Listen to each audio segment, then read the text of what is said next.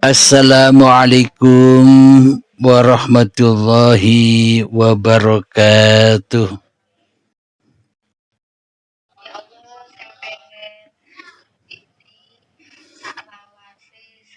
Bismillahirrahmanirrahim. Ashhadu an la ilaha illallah wa ashhadu anna Muhammadar Rasulullah. Allahumma salli ala sayyidina Muhammad wa ala ali sayyidina Muhammad. Rabbi israh li sadri wa yassir li amri wahlul 'uqdatam min lisani yafqahu qawli. Amin. Bismillahirrahmanirrahim. Salam hormatku, salam santunku buat para sahabat-sahabatku yang ada di Medan dan dimanapun Anda berada. Semoga dengan pengajian rutinan ini, semoga kita semua selalu dibimbing oleh Allah Subhanahu wa Ta'ala. Amin ya Rabbal Alamin. Bismillahirrahmanirrahim.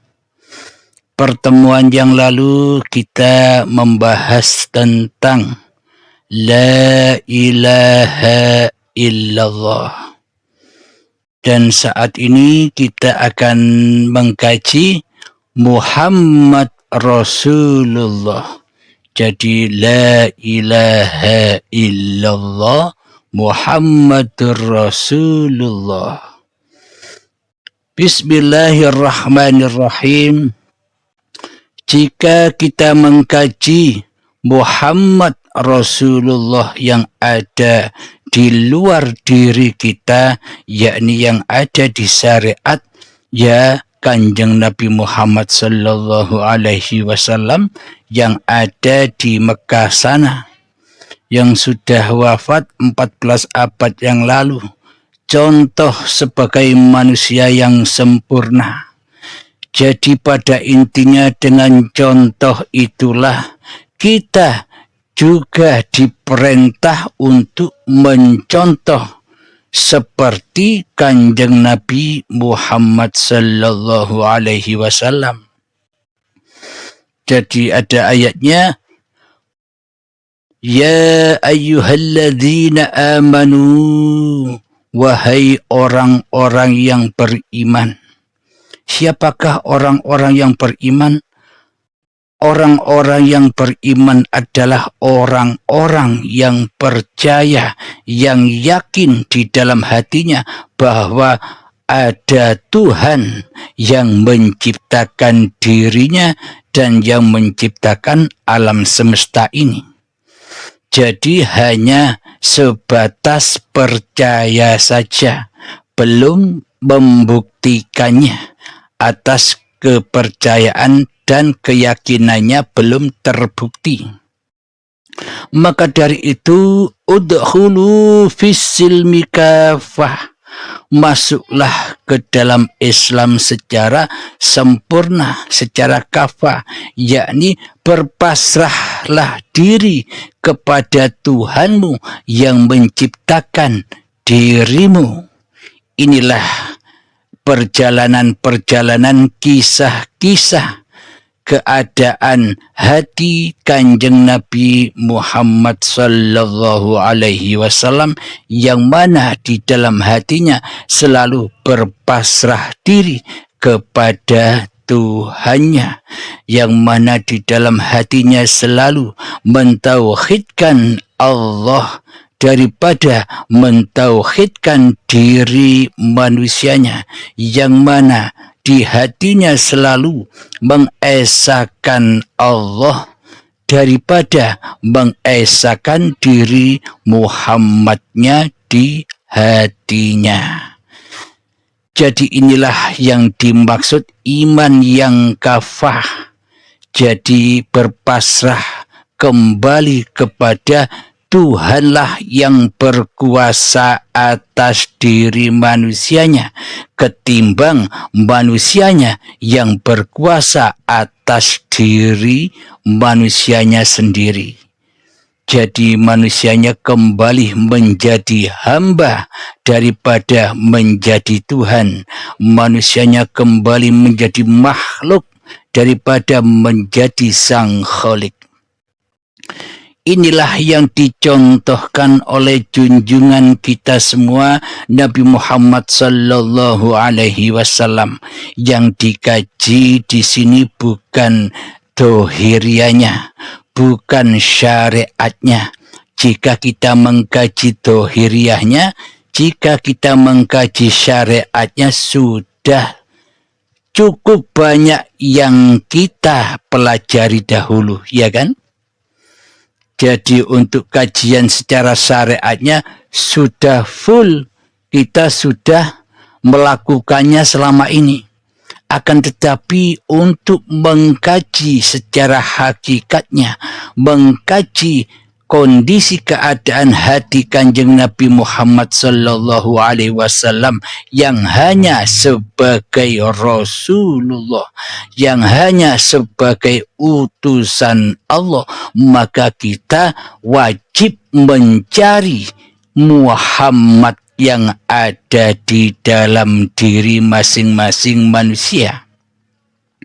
Jadi kuncinya yakni mengkaji diri, menemui hakikat Muhammad yang ada di dalam diri. Karena seluruh alam semesta ini sudah dirangkum semuanya ada pada tiap-tiap diri manusianya. Jadi keluasan alam semesta ini sudah diperkecil, dirangkum, semua sudah ada di dalam masing-masing diri manusia. Bagaimana kita mengikuti jejak langkah Kanjeng Nabi Muhammad sallallahu alaihi wasallam agar kita menjadi manusia yang mana kita mencontoh Kanjeng Nabi Muhammad sallallahu alaihi wasallam. Mencontoh apanya? Ya tidak mencontoh dohirnya saja, tidak mencontoh laku syariatnya saja, akan tetapi yang terpenting, yang inti dan paling inti, mencontoh kondisi hatinya, mencontoh imannya. Karena bila tidak mencontoh iman, yang mana iman seperti yang Nabi kerjakan, maka seluruh syariat-syariat yang dikerjakan pasti tersesat. Tersesat kemana? Tersesat kepada pengakuan diri manusianya. Tersesat kemana? Tersesat ke lembah neraka. Tersesat kemana? Tersesat dirampas oleh iblis dan setan yang selama ini berkuasa atas hati kita. Maka dari itu kita akan mengkaji siapa sih Muhammad Rasulullah yang ada pada tiap-tiap diri manusia ini. Jadi kita seringkali melihat kaligrafi tulisan Muhammad Rasulullah identik dengan badan-badan manusia. Jadi hakikat Muhammad Rasulullah itu adalah badan-badan yang dicipta oleh Allah ini. Jadi sejak terciptanya cikal bakal badan ini yang dari tanah sudah dicipta, sudah diperankan, sudah diperjalankan, dipergerakkan, dinaungi oleh Allah, dipelihara, dicukupi, dibimbing oleh hidup sejak dari tanah sampai menjadi tumbuh-tumbuhan. Jadi sejak dari tanah sudah diutus oleh Allah untuk berproses. Setelah diproses dari tanah menjadi tumbuhan, diproses lagi, diperjalankan lagi, diutus lagi, beranjak menjadi hasil buah dari tumbuh-tumbuhan itu, menjadi buah-buahan, sayuran, dan padi. Belum berhenti di situ, diutus lagi, dibimbing lagi, diperjalankan lagi, dimakanlah hasil tumbuh-tumbuhan, buah-buahan, sayuran, dan padi, dimakan, dikonsumsi. Hidup yang ada di kedua orang tua kita, diprosesnya lagi kita di dalam kedua orang tua kita, yakni hasil makanan itu diproses saripatinya menjadi sel telur dan sel sperma. Ketika sudah bertemu antara kedua orang tua kita, maka diutus lagi, diperjalankan lagi menjadi gumpalan darah. Setelah menjadi gumpalan darah, diutus lagi, diperjalankan lagi, diperkembangbiakkan lagi menjadi gumpalan daging, sehingga diutus lagi menjadi janin. Kemudian diutus lagi menyaksikan dunia, yakni terlahirlah bayi yang suci. Jadi bayi yang suci inilah yang dimaksud syahadat. Bayi yang suci inilah hidup, itulah Allah, dan badan inilah yang diutus oleh Allah, yakni diperjalankan oleh Allah. Tanpa hidup, tanpa Allah, apakah badan-badan ini bisa tercipta? Apakah badan-badan ini bisa berjalan? Apakah badan-badan ini bisa bergerak tanpa Allah? Inilah yang dimaksud La ilaha illallah Muhammad Rasulullah. Jadi hakikatnya yang bisa menyaksikan Allah tiada selain Allah. Jadi yang hanya bisa menyaksikan Allah, ya Allah sendiri. Yang bisa menyaksikan hidup, ya hidup sendiri. Menyaksikan zatnya sendiri dan menyaksikan seluruh ayat-ayatnya, seluruh ciptaan-ciptaannya. Jadi yang bisa menyaksikan badan-badan ini diutus oleh Allah, diutus oleh hidup, ya hidup sendiri yang bisa menyaksikan. Jadi tak satu pun manusia bisa menyaksikan Allah. Jika ada manusia yang merasa bisa menyaksikan Allah, ini berarti masih salah paham kepahamannya. Selama manusia masih ada di hatinya, maka selamanya Allahnya tak wujud. Allahnya gaib, Allahnya tiada. Jadi yang bisa menyaksikan Muhammad sebagai utusan Allah, ya hidup ini sendiri. Nah, selama ini yang merasa bisa mengutus Muhammad ini kan hawa nafsu kita. Karena hawa nafsu kita lah yang selama ini berposisi sebagai Tuhan. Tuhannya siapa? Tuhannya badan. Seolah-olah badan-badan ini bisa berjalan, bisa bergerak ke sana kemari, bisa beraktivitas, seolah-olah hawa nafsu kitalah yang mengutus. Hawa nafsu kitalah yang memperjalankan. Hawa nafsu kitalah yang berkuasa atas badan-badan ini selama ini. Kira-kira betul apa salah? Ya, biar tidak ngantuk sama saya tanya. Selama ini kita berposisi sebagai Tuhan daripada berposisi sebagai hamba. Maka dari itu seolah-olah kita bisa mengutus badan-badan kita sendiri.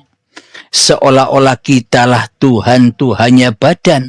Seolah-olah kitalah yang bisa mengutus Muhammad Rasulullah, badan-badan yang diutus oleh hidup.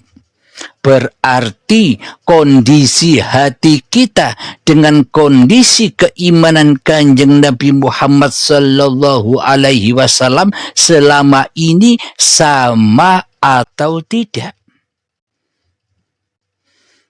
Bertolak belakang bukan? Bertolak belakang. Jadi syariatnya boleh kita katakan sama. Jadi syariat-syariat yang kita lakukan selama ini memang mencontoh Kanjeng Nabi Muhammad secara syariat. Kanjeng Nabi Muhammad secara dohiriyah. Kanjeng Nabi Muhammad yang ada di Mekah sana. Jadi Muhammad yang ada di diri kita selama ini mestinya juga menjadi utusan Allah. Akan tetapi selama ini Muhammad atau badan-badan kita ini diutus oleh siapa? Diutus oleh Allah kah? Atau diutus oleh hawa nafsu kita sendiri selama ini? Nah, berarti bila badan ini diutus, diperintah oleh hawa nafsu kita, maka tersesatlah seluruh jalannya. Kenapa? Tersesat kepada kehancuran. Jadi menurut manusianya selama ini seolah-olah ibadah, seolah-olah bisa sholat, seolah-olah bisa berbuat baik. Ketika di dalam hati ini yang masih berkuasa adalah hawa nafsu kita sendiri yang seolah-olah bisa mempergerakkan badan-badan ini bisa sholat dan ibadah, maka tersesatlah bukan ke alam lillahi ta'ala yang diutuskan oleh Allah dan Kanjeng Nabi Muhammad selama ini. Akan tetapi pulangnya, jatuhnya ke lembah li nafsi. Solat ini milikku, ibadah ini milikku, sedekah ini milikku, zakat ini aku yang melakukan, puasa ini aku yang berpuasa, haji ini aku yang bisa berhaji berangkat ke Mekah sana. Perbuatan baik ini hanyalah perbuatanku karena aku orangnya baik hati. Nah, semua diakui oleh iblis dan syaitan. Karena sesungguhnya selama ini kita tidak mempertuhankan Allah sebagai Tuhan, kita malah mempertuhankan iblis dan syaitan di hati kita. Apa buktinya? Buktinya Allah selama ini gaib. Buktinya Allah selama ini tiada di hati kita. Buktinya kewujudan Allah tiada di hati kita. Buktinya kekuasaan Allah tiada di hati kita. Buktinya kehidupan Allah tiada di hati kita selama ini. Itulah bukti bahwa selama ini kita tidak bertuhan. Jadi segala gerak langkah laku kita selama ini tidak bertuhankan kepada Allah, akan tetapi bertuhankan kepada iblis dan syaitan yang nyata.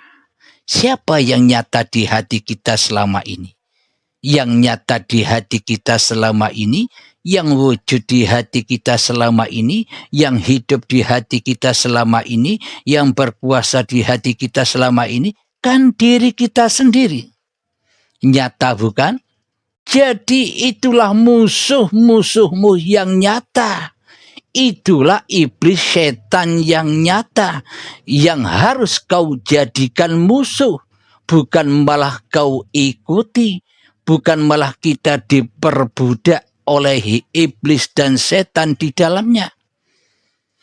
Alhamdulillahirabbil alamin. Jadi pada intinya kita wajib mengikuti apa yang dilakukan oleh junjungan kita semua Nabi besar Muhammad sallallahu alaihi wasallam, terutama babagan imannya, terutama babagan batiniahnya, terutama babagan jiwanya. Maka dari itu syariat-syariat didatangkan hanyalah bagi untuk orang-orang yang belum beriman, supaya beriman, supaya bisa melewati what siratal mustaqim di dalam syariat-syariat kemanusiaannya, agar bisa kembali kepada Tuhannya. Di dalam seluruh niatan-niatan ibadah dan sholat selama ini sudah dituntunkan di akhir kalimat ayat pasti ketemu dengan Allah, yakni lillahi ta'ala. Jadi pada intinya seluruh syariat-syariat ini bukan milik manusianya, akan tetapi seluruh syariat-syariat yang dipergerakkan oleh badan ini, inilah syariatullah, inilah syariatnya hidup. Jika kita sudah memahami di makom yang seperti ini, inilah yang dimaksud Muhammad Rasulullah. Jadi Muhammad sudah penuh jadi utusan Allah, bukan utusan hawa nafsunya lagi. Karena diri manusianya sudah bertaubat dari menjadi Tuhan. Karena diri manusianya sudah bertaubat menjadi penguasa di hatinya. Maka kembalilah Muhammad kepada Tuhannya.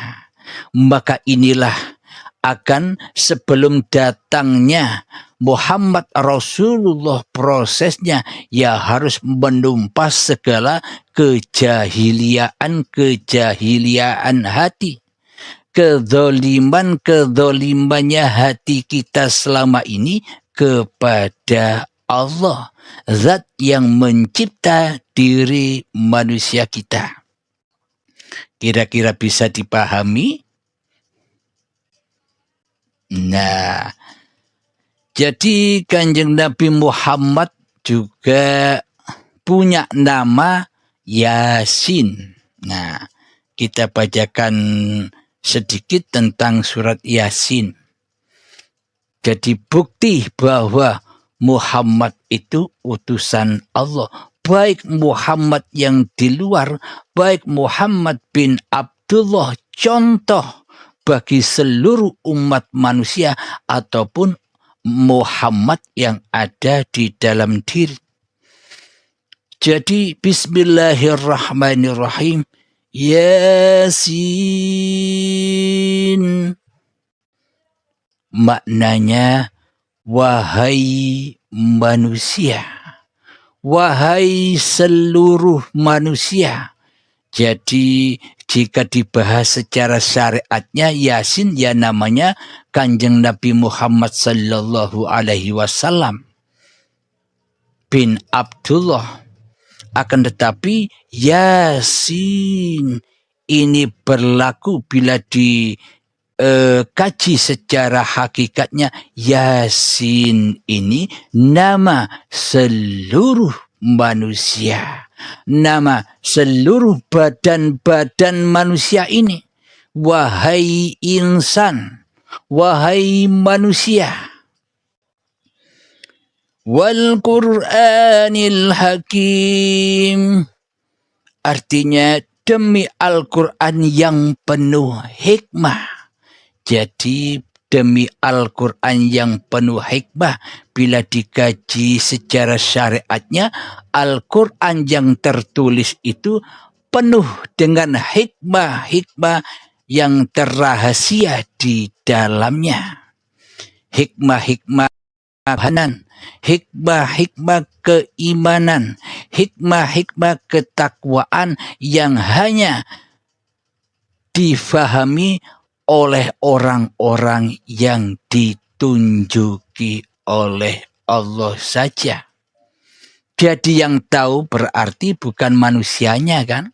Allahnya yang tahu. Karena petunjuk dari Allah berarti yang tahu ya Allahnya sendiri. Manusianya tak akan tahu. Manusianya sejatinya kan tak tahu apa-apa.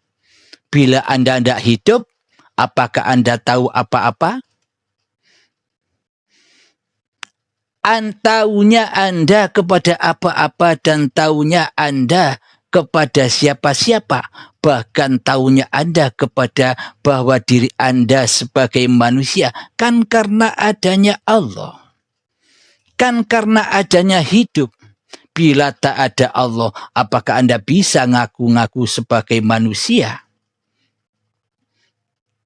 Jadi yang menyebut-nyebut bahwa Anda ini adalah manusia, ya Allah sendiri, penciptanya. Padahal sesungguhnya asal-usul diri manusia ini tidak ada sesebutannya. Seperti di ayat Al-Insan ayat pertama. Sesungguhnya manusia itu berawal dari hal yang tak dapat disebut. Jadi sesungguhnya manusia tidak akan bisa menyebut bahwa dirinya adalah manusia tanpa Allah. Berarti yang nyebut manusia sebagai manusia kan bukan manusianya. Kalau Anda mati, apa Anda bisa menyebut Anda sebagai manusia? Karena hiduplah, karena Allah lah Anda tahu bahwa Anda adalah manusia. Tapi jangan berfokus bahwa hidup itu hidup manusia Anda. Karena manusia ini hanya diperankan, hanya diperjalankan, hanya sebagai utusan hidup. Hanya sebagai khalifahnya hidup. Hanya sebagai wadah-wadahnya hidup. Jadi bila sudah jadi utusan, maka jangan menjadi yang mengutus. Selama ini kan kita tidak merasa sebagai utusan. Tapi selama ini kita merasa sebagai Tuhan yang bisa mengutus badan. Iya kan? Seolah-olah badan-badan ini Anda yang mengutus. Seolah-olah Anda pencipta badan. Iya kan? Tidak terasa. Seolah-olah bahwa Andalah yang mempunyai badan. Seolah-olah Andalah yang berkuasa atas badan. Seolah-olah kitalah yang merasa menciptakan badan selama ini. Tapi tidak kita sadari selama ini. Ya enggak? Semua itu bisa kita sadari bila kita sudah kembali kepada Allah. Kesadaran itu akan timbul. Kesadaran itu akan muncul jika manusianya sudah mati. Baru sadar, ya kan? Oh ternyata dulu badan-badan ini bukan aku yang memperjalankannya. Baru sadar kalau sudah mati. Maka dari itu hanya orang-orang yang sudah sadar akan kedudukan kehambaannya itulah yang menyadari seluruh kejahiliaan hatinya, seluruh kezaliman hatinya selama ini. Jadi bila manusia belum bertuhankan Allah di hatinya, jika manusia belum berimankan kepada Allah di hatinya, selamanya tak akan menyadari kesalahannya, tak akan menyadari kezalimannya, tak akan menyadari kejahiliaannya, tak akan menyadari bahwa dirinya hanyalah sebagai utusan Allah. Jadi utusan di sini kita mengkaji diri, mengkaji hati. Kalau kita bahas di babakan syariat, Nabi Muhammad adalah nabi atau utusan yang terakhir. Nabi Muhammad adalah nabi akhir zaman. Sama halnya di dalam hati kita, diri kitalah sebagai utusan hidup akhir zaman. Setelah kita merasa menyadari bahwa kita tidak diutus oleh hawa nafsu, sejatinya diri manusia kita ini hanyalah utusan Allah, hanyalah ciptaan Allah, bisa bergerak ke sana kemari karena adanya Allah, karena dikuasai Allah. Maka itulah yang disebut akhir zaman. Maksudnya akhir apa? Akhir kekuasaan diri manusiamu di hatimu. Berakhir sudah manusianya. Sudah tak jadi Tuhan lagi. Sudah tak jadi penguasa lagi di hatinya. Karena yang ada, karena yang wujud, karena yang hidup, dan karena yang berkuasa atas badan-badan ini sudah kembali ke pangkuan penciptanya. Itulah berakhirnya akhir zaman, menjadi nabi utusan akhir zaman. Akhirnya Anda menyadari bahwa diri Anda itu hanyalah utusan hidup, ciptaan hidup yang tidak bisa bergerak walaupun sebiji zarah pun tanpa Allah. Muhammad, bukan kamu yang melempar, aku yang bisa melempar. Muhammad, bukan kamu yang bisa memanah, akulah yang bisa memanah. Muhammad, bukan kamu yang bisa membunuh, akulah yang bisa membunuh. Itu kalau diluaskan, Muhammad, kamu sebenarnya tidak bisa apa-apa tanpa diriku. Al-insanu sirri wa ana sirruhu. Manusia adalah rahasiaku dan akulah sebagai rahasia manusia. Jadi kalau sudah kita menyadari bahwa kita ini dituhani oleh Allah, maka hancur leburlah kerajaan kita di hati kita.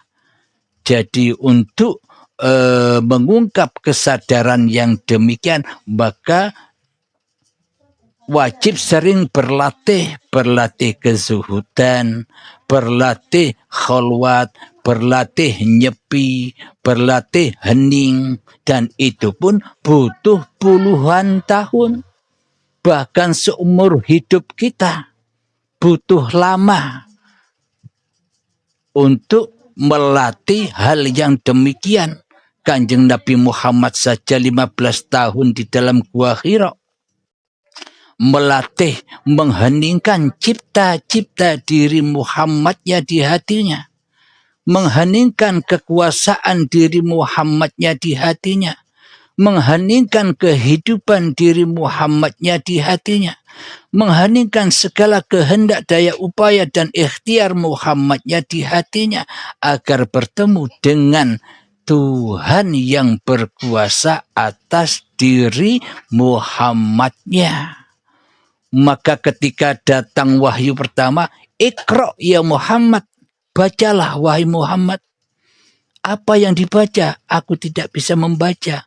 Iqra bismi rabbikal ladzi khalaq. Bacalah dirimu dengan nama Tuhanmu yang menciptakan kamu. Nah, bagaimana mungkin kita bisa mengenal siapa hakikat diri sejati manusia kita tanpa Allah? Apakah bisa Anda? Tanpa Allah Anda tak ada.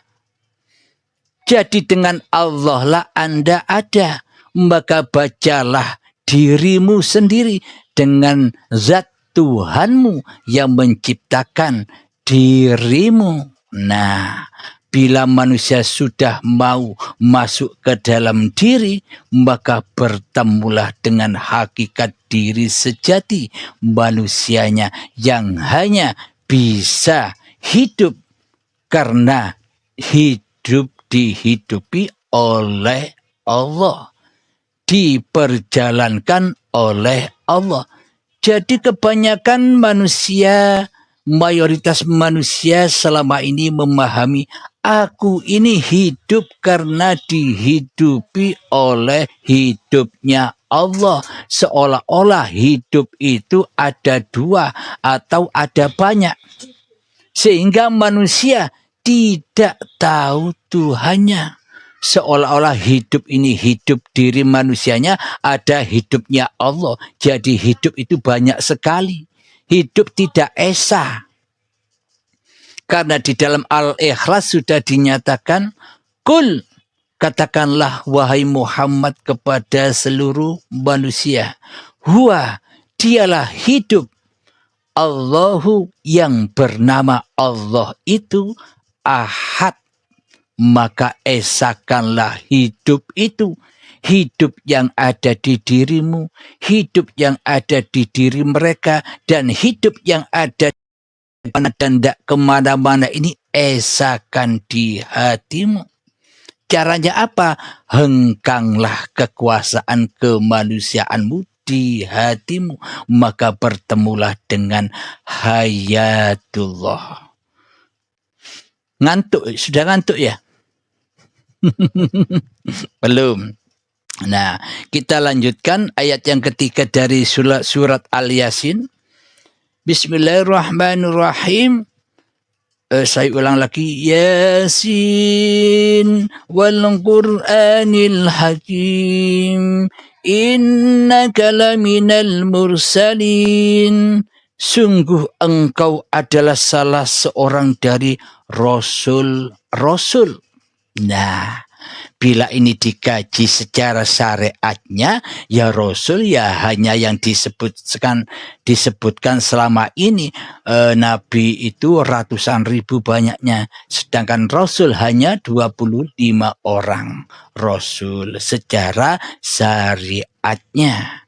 Akan tetapi bila ditinjau secara hakikiahnya, bila kita mengkaji diri, masuk ke dalam diri, mencari film apa yang kita saksikan di luar sana, hakikatnya sesungguhnya manusia kita inilah sebagai rasul-rasul Allah.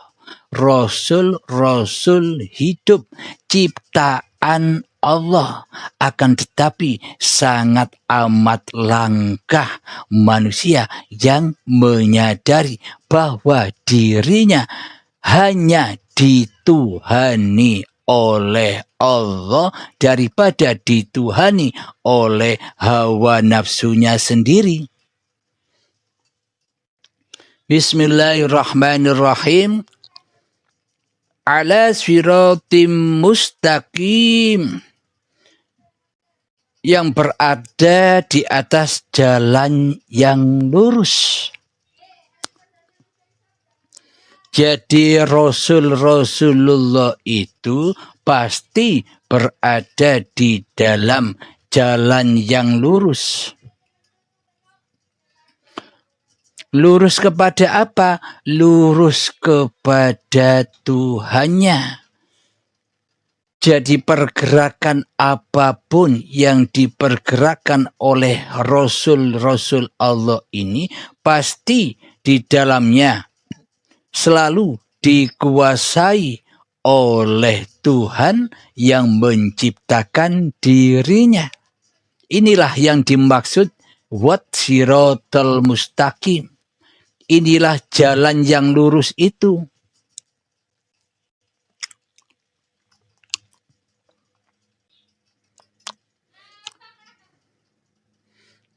Jadi bila bukan Rasulullah, bukan utusan Allah. Jadi bila manusia yang di hatinya merasa tidak dituhani oleh Allah, merasa tidak diperankan oleh Allah, merasa tidak dipergerakkan oleh Allah, merasa tidak dikuasai oleh Allah, pasti jalannya bengkok. Pasti jalannya sesat. Nah, hanya bagi utusan-utusan Allah lah, bagi hanya Rasulullah sajalah yang jalannya pasti lurus kepada Tuhannya. Yakni pasti bertemu dengan alam lillahi ta'ala daripada alam di nafsi, di hatinya, di dalam seluruh perbuatan syariatnya. Ya kan? Nah, jadi hanya bagi utusan-utusan Allah saja yang bisa melewati jalan yang lurus.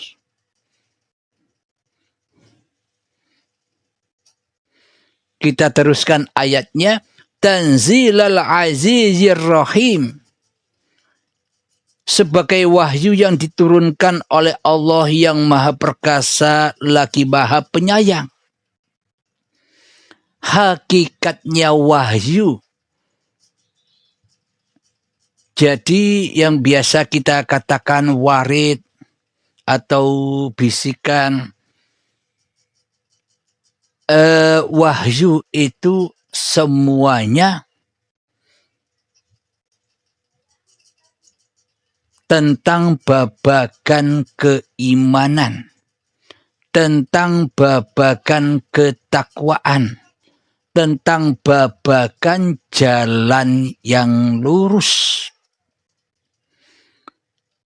Jadi wahyu hanyalah bagi para Rasulullah atau bagi Kanjeng Nabi Muhammad sallallahu alaihi wasallam secara syariatnya, akan tetapi secara hakikatnya kita disadarkan oleh Allah tentang berketuhanan. Kita disadarkan oleh Allah atas kesalahan kita selama ini di dalam bertuhan. Itulah hakikat wahyu. Jadi petunjuk dari Allah, ilham dari Allah. Jadi hanya Allah lah yang mengkehendaki siapa yang ditunjukinya berada di dalam jalan yang lurus, yakni jalan ketakwaan kepada Tuhannya. Jalan yang mana di dalam hati hambanya selalu berpulang kepada lillahi ta'ala, daripada pulang kepada li nafsinya atau hawa nafsunya yang merasa berbuat. Jadi orang-orang yang berada di jalan yang lurus pasti jalannya lurus. Karena apa? Karena di hatinya sudah ngaku bahwa dirinya tak punya kekuasaan. Sudah ngaku bahwa dirinya tak punya kehidupan. Sudah ngaku bahwa dirinya tak punya kehendak apapun kecuali kehendak Tuhannya. Inilah hati para utusan-utusan Allah. Hati para kekasih-kekasih Allah.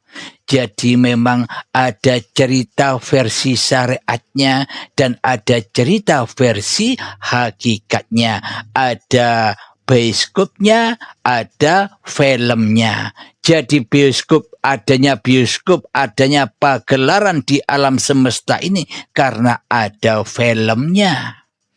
Jadi apapun pagelaran di alam dunia ini, di alam semesta ini, pasti didalangi oleh filmnya. Apa filmnya? Hidup yang Anda akui sebagai hidup Anda itu loh filmnya.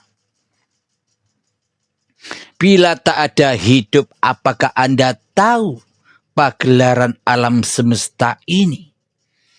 Karena film itulah sehingga Anda tahu, oh di dunia ini ada cerita begini, ada cerita begitu, ada sesebutan begini, ada sesebutan begitu, dan banyaklah sesebutan-sesebutan yang disebut-sebut oleh manusia.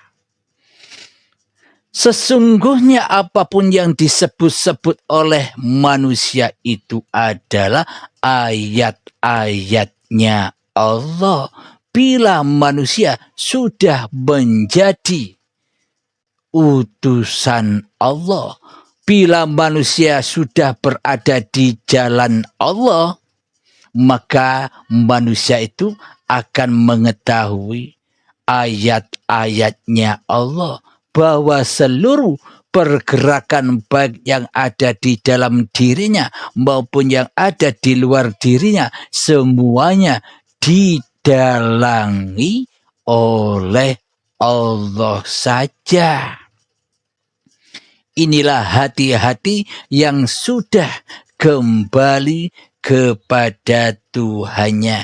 Bila hatinya sudah begitu, berarti manusianya masih ada atau tidak?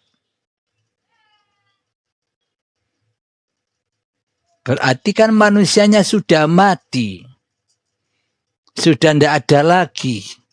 Sudah tidak disebut lagi oleh hayatullah. Sudah yang berperan hanyalah zatnya sendiri. Jadi semua sesebutan-sesebutan itu jangan dipandang sosok-sosoknya.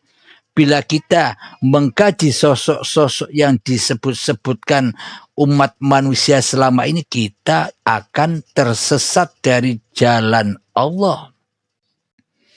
Bila kita sudah kembali kepada Allah, maka ternyata yang bisa menyebut-nyebutkan semua selama ini hanyalah Allah sendiri sebagai sutradara alam semesta ini. Jadi bila manusianya sudah kembali kepada Allah, apa yang mau dikaji? Mau kaji apa lagi Anda? Kalau Anda sudah mati, apa yang mau dikaji, ya kan? Nah, ini kan ajang silaturahim untuk mengasah kembali, untuk mengecas kembali hati kita yang agar selalu terbimbing, agar selalu ingat. Alhamdulillahirabbil alamin.